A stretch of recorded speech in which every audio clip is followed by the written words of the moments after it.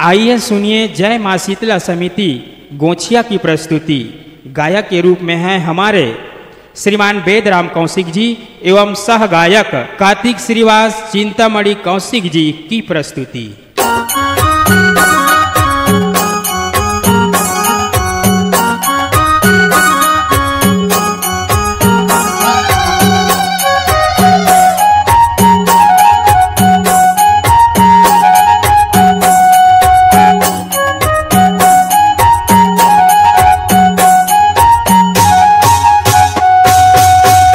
मल्ला मारे बार बोटाई ले अवतार ले अवतार ले अवतार हो गाई ले अवतार हो पापी मल्ला मारे बार बोटाई ले अवतार हो गाई ले अवतार हो गाई ले अवतार हो गाई ले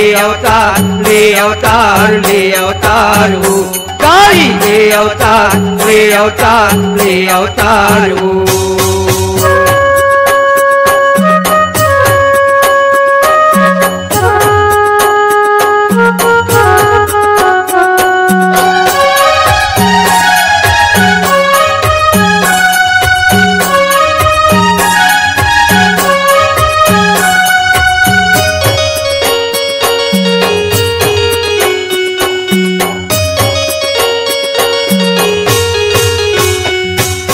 कलयुग माता काली कहाए कलकत्ता में विराजे वो दसों हाथ माँ सत धरे और लाली दिव्या लमाए वो।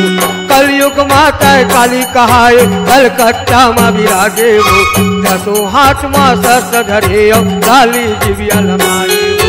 लाली दिव्या लमाए काली लाली दिव्या लमाए वो दसों हाथ माँ सत धरे और लाली दिव्या लमाए वो। लाली दिव्या लमाए काली लाली दिव्या लमाए वो दसों हाथ माँ सत्य धरे लाली दिव्या लमाए वो। पावे रखत माँ धरती डोले डगमग डगमग बोलाई ले अवतार हो गाई ले अवतार हो गाई ले अवतार हो गाई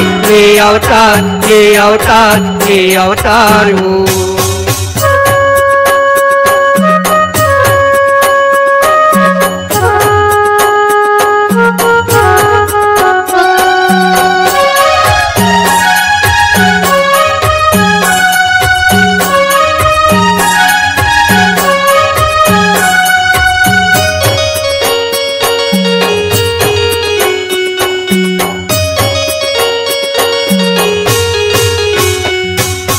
ब्रह्मा का पै विष्णु का पै कापत है संसार हो तुर विकराला रूपला देख के मच के हाहाकार हो।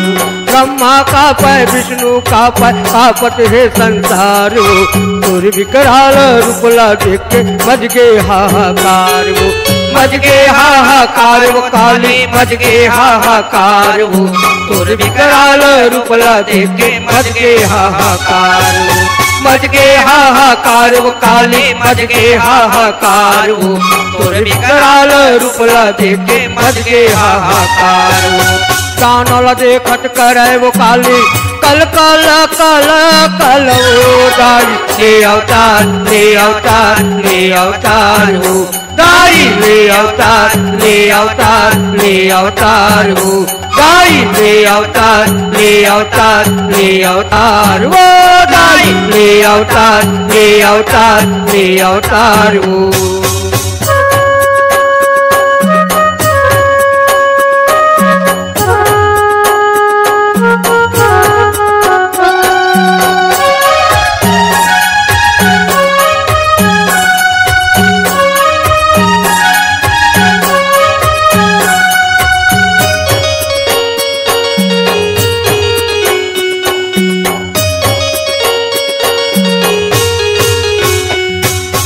महिषासुरला मारे वो दाई महिष मरदनी कहाए वो चंड मुंडला मारे दाई चंडी कही कहाए वो।